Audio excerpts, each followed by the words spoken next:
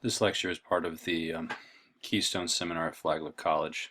In fact, it's the last online lecture of the term, and it's meant to sort of conclude the trajectory that we've laid out, where we started with these notions of place and identity, of interaction between between peoples that have different perspectives.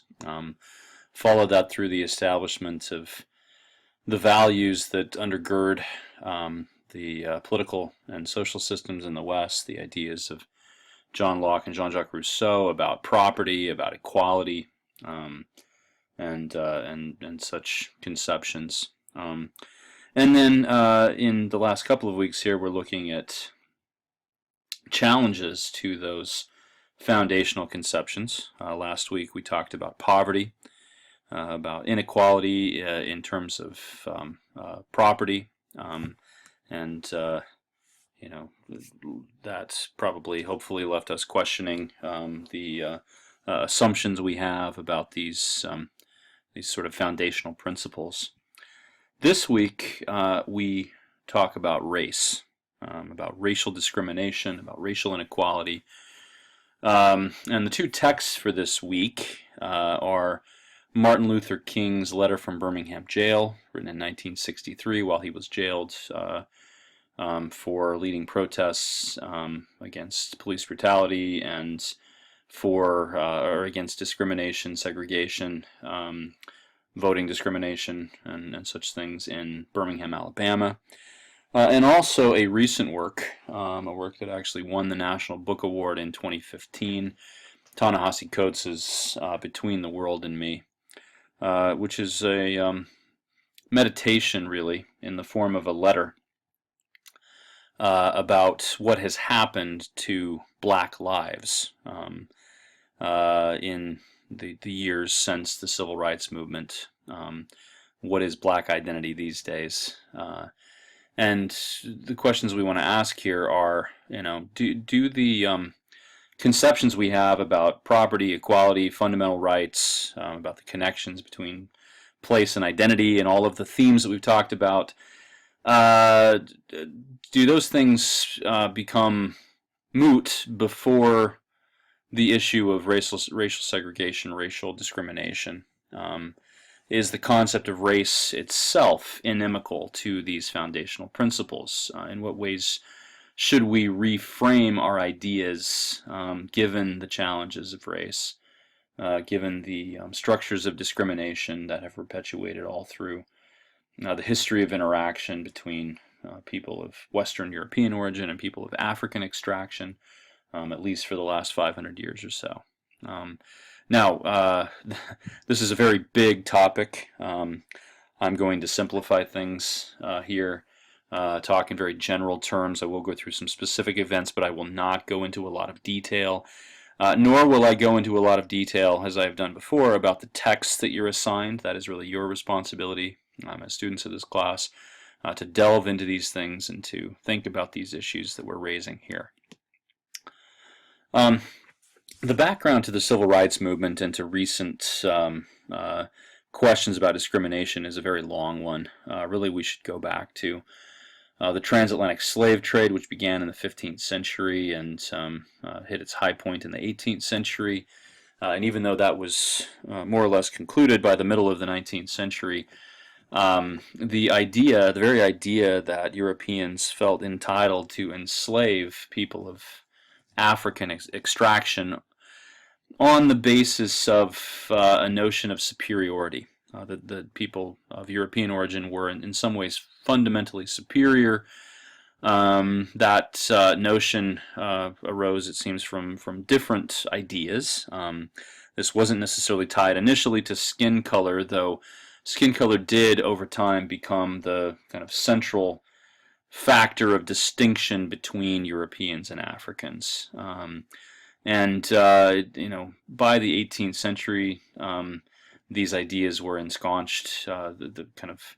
The fundamental notion that slavery was a viable institution and even a lawful institution is, of course, ensconced in the U.S. Constitution, where You know, slaves, slave owning is allowed in the United States, where slaves themselves only count as 3/5 of a person for voting purposes, for electoral purposes. And so that these distinctions that had been in development over a couple of centuries were by this point firm in people's minds, although there were those who protested this and you know, fought against the whole institution of slavery. There were among the founding fathers definitely opponents of this, though you know, some of the founding fathers we hold most dear in fact owned slaves, Thomas Jefferson being a good example. And so the transatlantic slave trade is part of this. To talk about racism, though, we really need to go to the 19th century. Before that, we have what we might call circumstantial racism, the circumstances of Europe growing to dominate large parts of the world, including Africa and the areas in which there were large populations of African slaves, led to a sense of superiority that wasn't necessarily tied to ideas about biology or about some kind of scientific difference between the races. That kind of thinking was really a product of the 19th century, especially in Europe, though to some extent in the Americas. Scientists came up with theories, sought to prove their hypotheses, in some cases even came up with explanations based on the scientific understanding they had at the time. We know these are erroneous now, but the understanding they had at the time that there was a fundamental scientific difference between people who were white and people who were black. And this led some, based on the theories of Darwin, actually, you know, natural selection, the evolution of different species, and so forth, to draw the conclusion that that Negro peoples, black people, were actually a different species of human being than white people, and thus this served as a convenient justification for the enslavement of African peoples and the domination of white Europeans over them. So that's what we might call scientific racism, and this, of course, played itself out in tragic fashion, most especially in the 20th century, where you know, the Nazis in Germany applied this to Jews as well, and used it as justification for killing huge numbers of people, Jewish, Slavic. If they had had access to Africans, they would have done the same thing. I think Africans were, for the Nazis and for others who held these racial theories, an inferior people, even a subhuman separate species. Now, coming to the question of the United States, the Civil War was fought partially over the issue of slavery. There were other issues, of course, but slavery, I think historians, the majority of them have concluded, was the central factor in all of this, whether you know, that was part of the rhetoric or not. And Lincoln in 1863 issued the Emancipation Proclamation, which freed the slaves in the parts of the country that were currently at war with the United States, with the Union. He did not, by the way, free the slaves in those states that had slave owners yet and had slave systems and yet were not joined with the Confederacy. That would come with the 13th, 14th, and 15th Amendments to the Constitution. Now, after the Civil War, we have this period called Reconstruction. During Reconstruction, Northerners, the Union victorious in the Civil War, sought to reform the institutions that were common in the South, including slavery. Northerners, carpetbaggers as they were known pejoratively, went to the South, tried to bring about change there, given the restrictions placed on Southerners and the whole system, whole governmental system in the South. Many African Americans, many former slaves, actually were elected to public office, you know, enjoyed freedoms that they certainly hadn't enjoyed before, and this period also saw the rise of organizations intended to stop these things from happening. Most famously, the Ku Klux Klan, which dates its origins to the late 1860s, to the Reconstruction era, And even though the administration of Ulysses S. Grant in the 1870s sought to try to do away with the Klan through legal action and through arrests and other things, the Klan survived as a vigilante institution. After Reconstruction was over, really after the whole project of reconstructing the South was abandoned in 1877, discrimination returned. Black people, former slaves, were reduced to sharecroppers, were denied basic rights, certainly were denied voting rights through various means, poll taxes, literacy tests, outright intimidation. This was an era of a lot of vigilante justice, as the whites saw it, rising white supremacy, the growing popularity of the KKK, and the South in particular began to put into place the structures of segregation, which you see demonstrated in the top image on the slide, separate facilities for white people and, as they said, colored people, separate entrances to movie theaters, separate facilities for eating, for using the restroom, for drinking fountains, beaches, train platforms, buses, just about everything they could come up with to segregate was put into place, and this was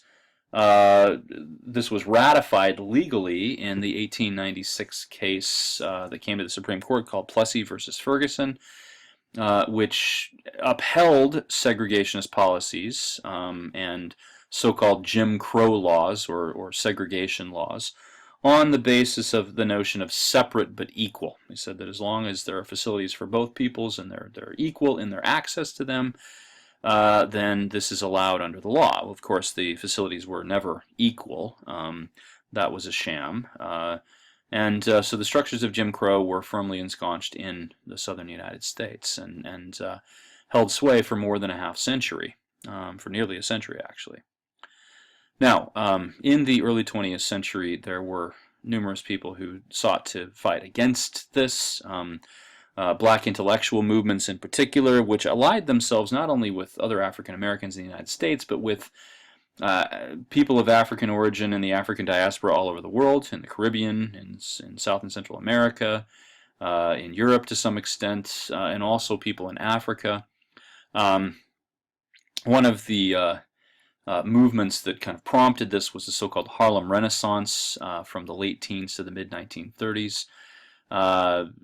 Centered on Harlem. This was an intellectual and literary movement that brought to light a lot of the structures of discrimination and sought to celebrate African heritage, celebrate the black race, as they would have referred to it as. Now the Harlem Renaissance prompted a kind of international intellectual movement known as Pan-Africanism. The French word for this is negritude. Ideas about the consciousness of being black, about the beauty of the race, about the validity of it, and calls for human rights. These are sort of all wrapped up in this. There was also a pretty strict anti-colonial sentiment in Africa and places where blacks were dominated by whites, by people of European extraction. This was really an international movement. Now, two figures in the American setting who were important for this period are Booker T. Washington and W.E.B. Du Bois.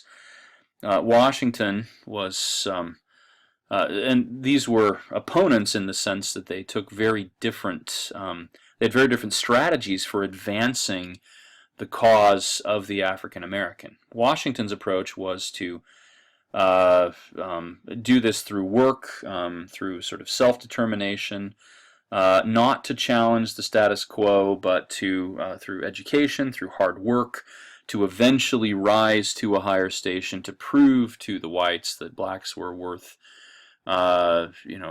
human rights, but not to challenge the whole thing outright. This is kind of up by the bootstraps thinking that Washington embraced.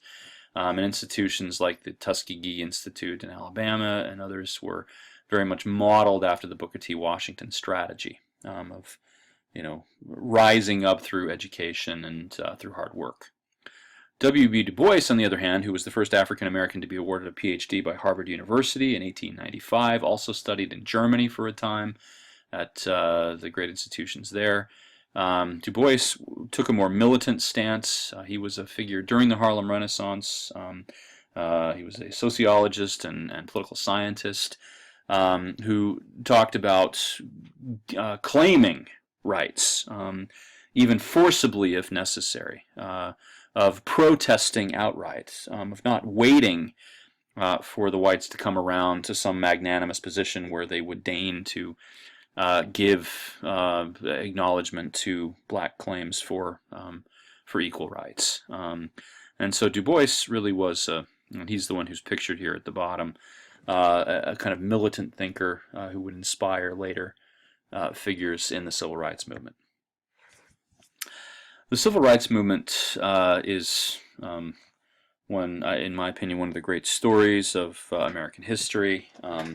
Though it is, it's a kind of all-encompassing rubric that there's some contention over what exactly applies to the civil rights movement. Is this just between 1955 and 1968, or is there a longer history to this?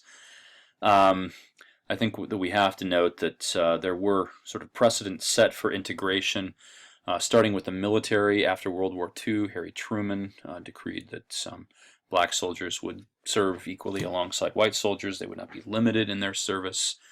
Of course, we have athletic integration with figures like Jesse Owens in the 1936 Olympics and Jackie Robinson, who began to play for the Brooklyn Dodgers in 1947. Really kind of setting the trend here for greater inclusion, greater equality in the public sector.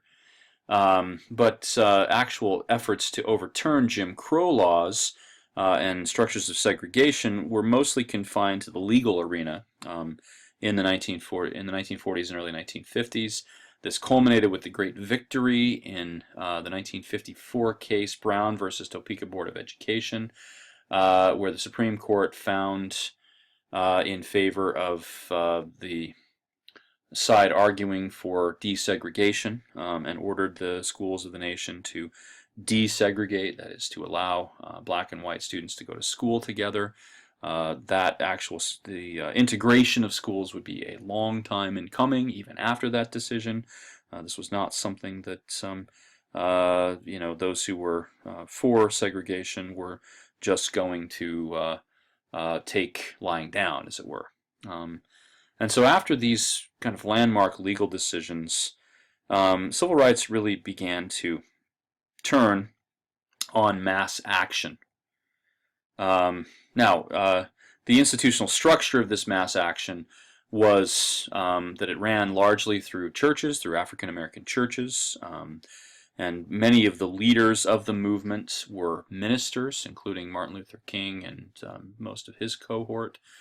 And so they organized in these churches all over the South, and the ministers tended to be the organizers, the leaders, the rhetoricians of the movement. The financial support came from labor movements and from major denominations in the northern United States. A lot of Northerners got involved in this, Jewish synagogues and Protestant churches in the North, seeing segregation as reprehensible ethically, did a lot of the funding of the movement. And then politicians who came to support it were the ones who actually pushed through the legislation. These were both Republicans and Democrats. From among the more liberal Republicans in this period, Nelson Rockefeller comes to mind. And then, of course, Robert Kennedy and Lyndon Johnson and others on the Democratic side were very involved in trying to push through legislation and enacting change. Just a few highlights here. The Montgomery bus boycott in 1955-56, famously Rosa Parks, pictured here, refused to give up her seat on a bus, was arrested for it, jailed, and it was a fine, actually, she wasn't jailed. This began mass protests, marches, and prompted, and it really was sort of the forerunner of a lot of the later mass action. One of the organizers of the Montgomery bus boycott was a young minister named Martin Luther King Jr., who would rise to prominence after Montgomery as kind of the main figure in the movement. The Little Rock Nine, this was the Central High School in Little Rock in 1957, was ordered by a federal judge to integrate. The governor of Arkansas called in the militia, the state militia, to try to prevent this from happening. And so President Eisenhower called in the National Guard to accompany the students between their classes. They were often jeered. There were protests against them. There were also protests in favor of them. And so these 9 students who were sent to that high school ended up being kind of these national figures. Some of them were expelled really for kind of trite reasons to try to stop the integration from happening, but this is a key chapter.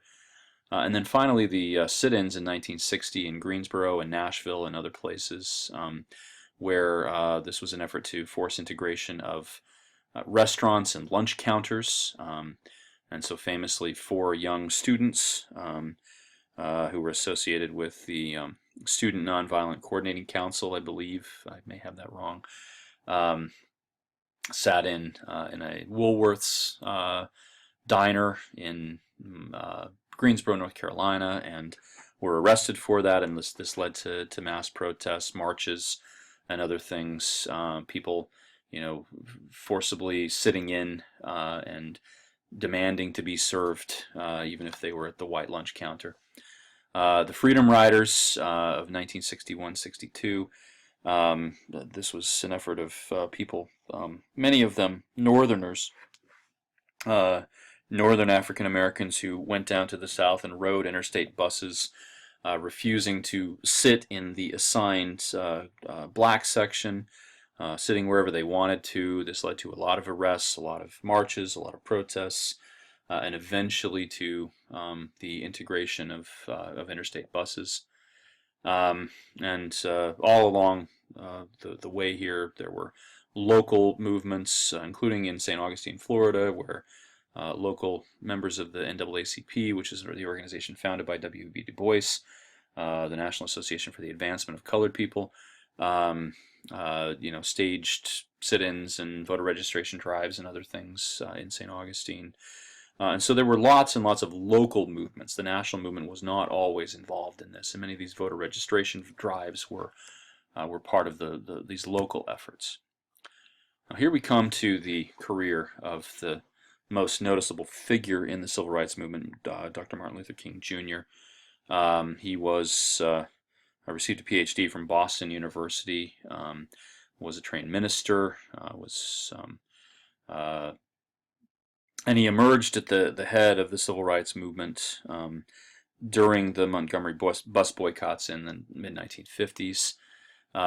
Shortly after those boycotts, he, together with some of the other leaders of the movement, organized the Southern Christian Leadership Conference, and this ended up being the umbrella organization that King used throughout his career to further the civil rights movement.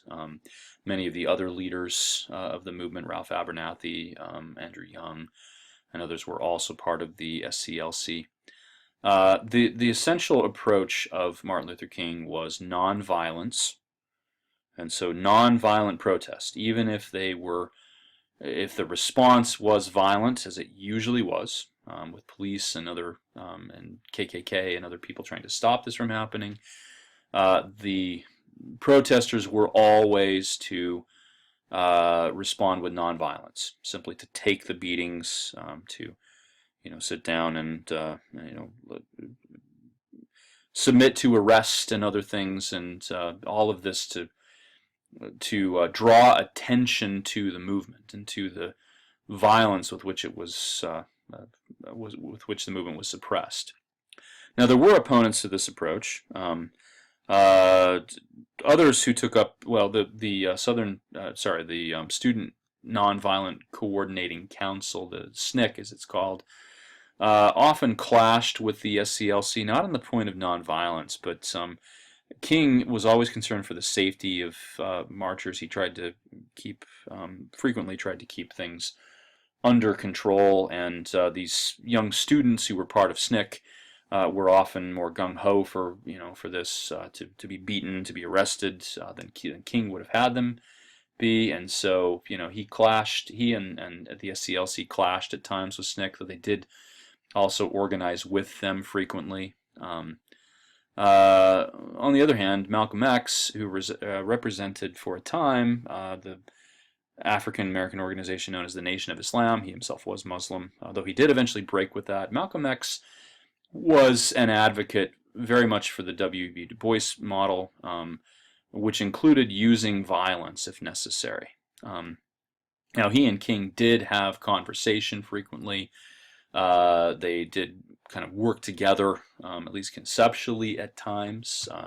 They weren't always opposed to each other, but Malcolm X represented this kind of militant wing of the civil rights movement that King tried very hard to suppress. And Malcolm X was assassinated like King, and really from that came the Black Power movement, eventually the Black Panthers, who saw it often through very illegal and violent means, through sabotage and other things, to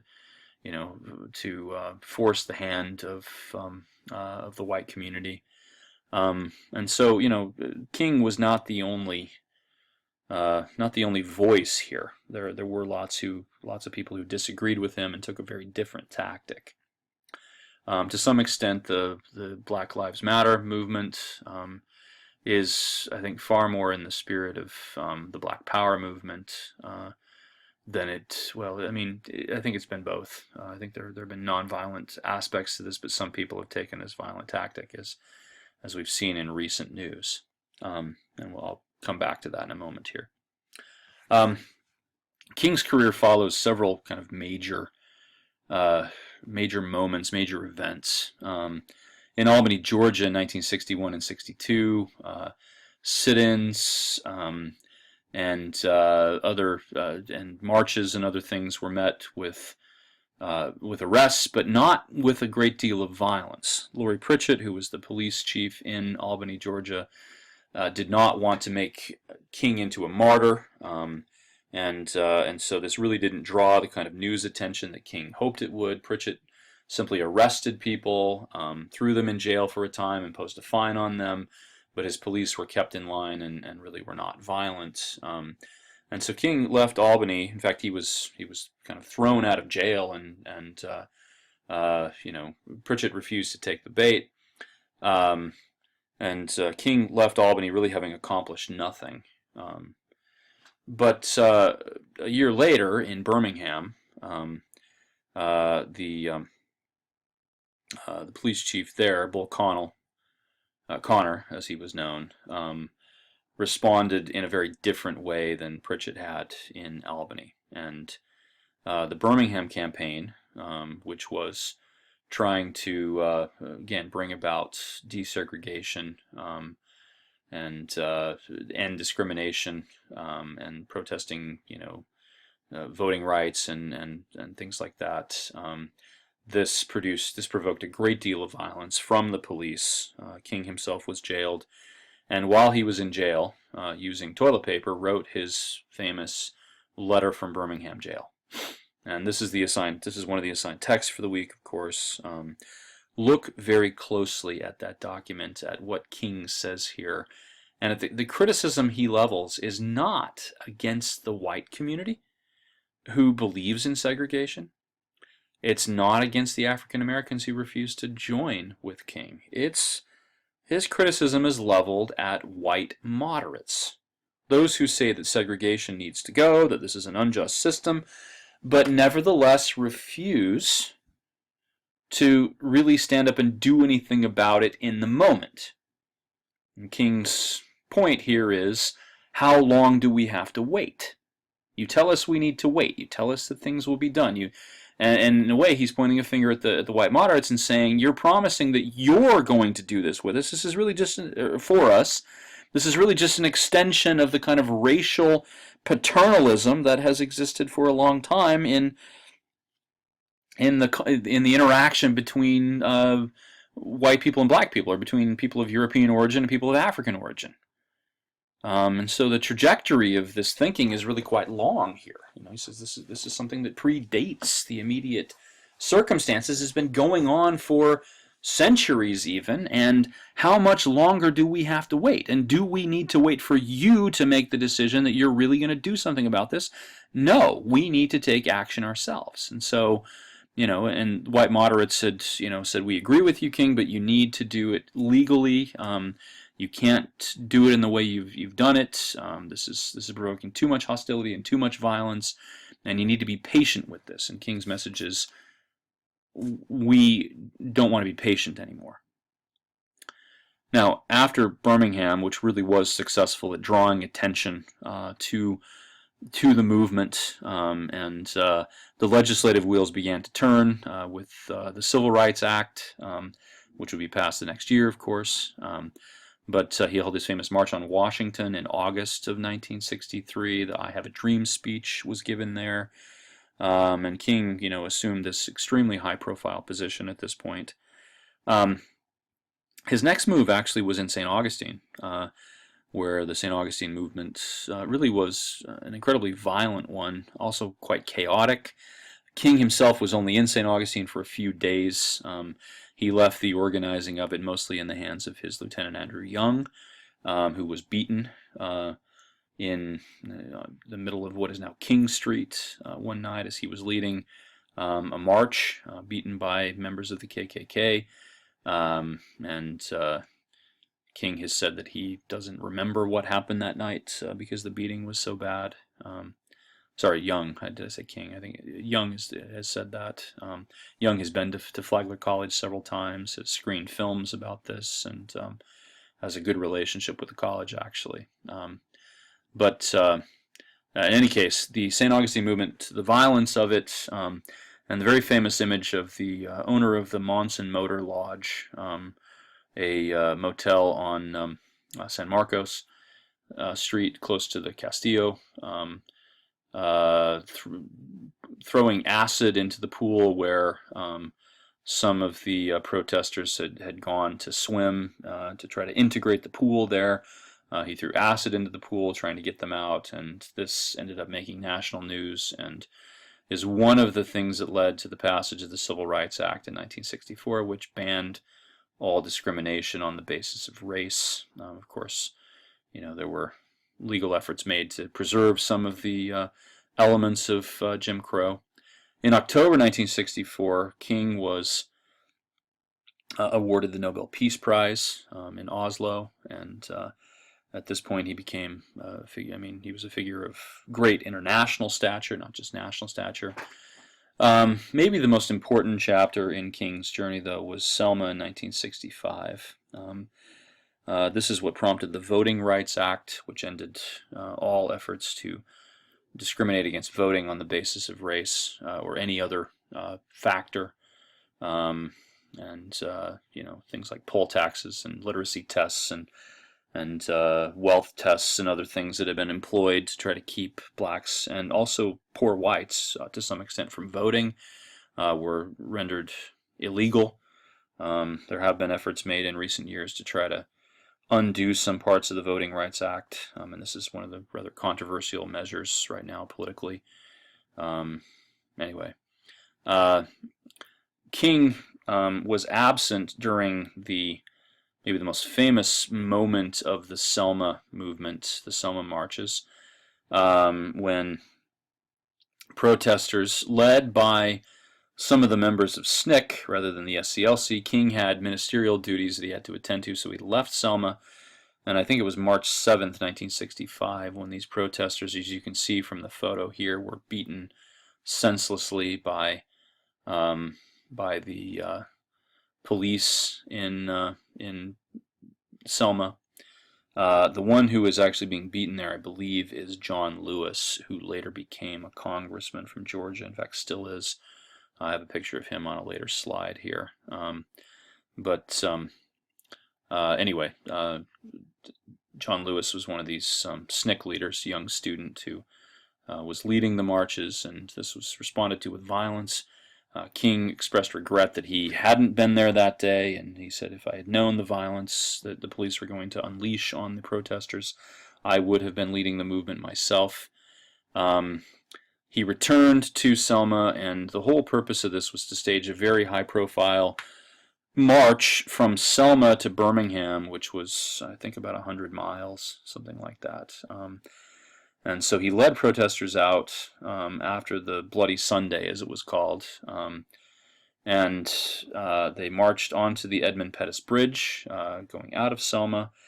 They stopped to pray, and then they turned around and went back to the churches where they had organized. King said later that he stopped the march because the people there were not equipped for this. They didn't have enough supplies, and he also, I think, feared retribution from the police, who were blocking the bridge, trying to stop the march from happening at the orders of the governor of Alabama. This led to some disillusionment among some of the protesters who thought that they should have gone ahead with the march. And so a few days after this, King then led them on the actual march. The police initially blocked their way across the Edmund Pettus Bridge, but then moved out of the way, and the movement was able to do that march, which brought a lot of attention again to the civil rights movement and helped to speed the passage of the Voting Rights Act. In his later career, King certainly didn't drop off of the radar, but he did diversify his approach, began to talk not just about racism and discrimination, but against the structures of poverty. He took up, the Poor People's March in Memphis in 1968, right before his death, for instance. He also did some protesting and marching in Chicago in 1966 among the African-American community there, which had grown to sizable proportions during the so-called Great Migration of the early 20th century, when black people moved from the South to cities in the North like Chicago and New York. He also was a key opponent of the Vietnam War, even though Lyndon Johnson was his helper in some ways. He and Johnson often clashed on issues, and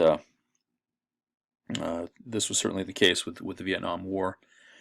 In March 1968, King had gone to Memphis to lead one of these poor people's marches, and while he was on the balcony of a hotel, he was shot and killed by James Earl Ray, who then fled actually and was arrested only in England as he was trying to head to white-dominated Rhodesia in Africa. And he was tried, and actually he pleaded guilty. Ended up in jail for that. But that was the end of King. And often the story of the civil rights movement ends there. Ends with the assassination of Martin Luther King Jr. It shouldn't. The narrative goes on.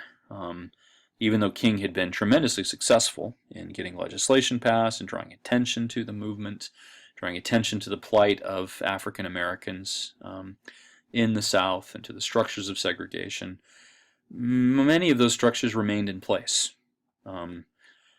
Given that monitoring and enforcing the Civil Rights Act and the Voting Rights Act was an incredibly difficult thing, and impossible really to monitor every location in the South. Many of these things stayed in place. Police brutality in many cases, the kind of injustice of discrimination continued all over the place. My colleague Mike Butler, for instance, recently published a book about the structures of segregation in the 1970s and even in the 1980s in Escambia County, Florida, where Pensacola is. It's I think a key study extending the narrative of the civil rights movement and the structures of segregation well beyond the death of Martin Luther King.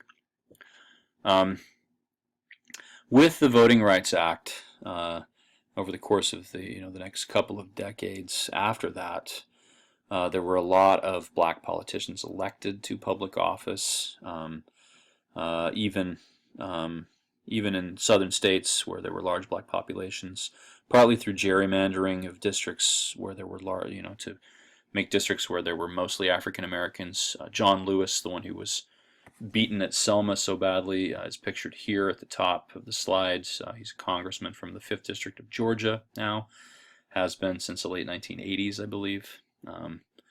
And so, Andrew Young, who helped to lead these civil rights marches, was one of the lieutenants of Martin Luther King, became the mayor of Atlanta, later a congressman and the ambassador to the United Nations under Jimmy Carter. Also one of the organizers of the Olympics in Atlanta in 1996. And so, there were some really kind of high-profile black politicians who came out of the civil rights movement and continued to keep these things on the radar. But discrimination continued. There were efforts to keep segregation in place, to refuse integration simply on the basis of demographics, and efforts were made to try to put an end to that. Discrimination also, has certainly been a high-profile thing in cases of housing discrimination. This is one of the things that King fought against in his later career in places like Chicago, and some high-profile cases about black people being denied denied housing in certain apartment buildings or in certain neighborhoods on the basis of race have remained in the news over the 80s, 90s, and into this century. Racism has been a factor in law. I mentioned O.J. Simpson here. I probably should have not mentioned him by name necessarily, but this was probably the highest profile court case maybe in U.S. legal history. This was in the mid-1990s when Simpson was accused of murdering his wife or his ex-wife, I should say, and her lover. And that the trial, the legal strategy of Simpson's legal team, headed by Johnny Cochran, was to use racism, to say that the police, the Los Angeles police, based on their racial leanings, had concocted this whole story, had planted evidence that was damning to Simpson, and this led, of course, to his acquittal, at least in the murder case. He later lost a civil case, but that showed that racism had real, could gain real traction in the legal arena still.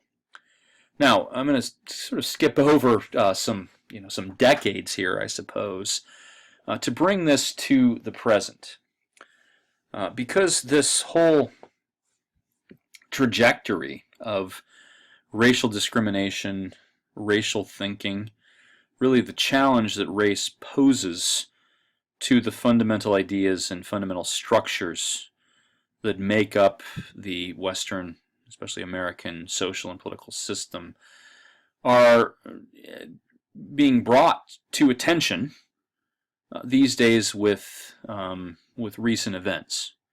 And this is one of the kind of lines of thinking that Ta-Nehisi Coates takes up in his book, Between the World and Me. He talks about the perspective of black people, what they have had to deal with, the historical legacy of being black in America. He talks about the ownership of black bodies as a kind of allegory for the way that blacks are treated, the assumptions that both black and white people have about racial divides. There's a particularly telling moment, the moment that sticks out to me in that book is when he's at a park with his child, and there's a sort of altercation, and he gets angry with a white man. This is in New York City, I believe, with a white man for something that happened to his child. I can't remember the exact details of it actually, but his anger, he sort of threatens the man, and the man responds by saying, "I could have you arrested."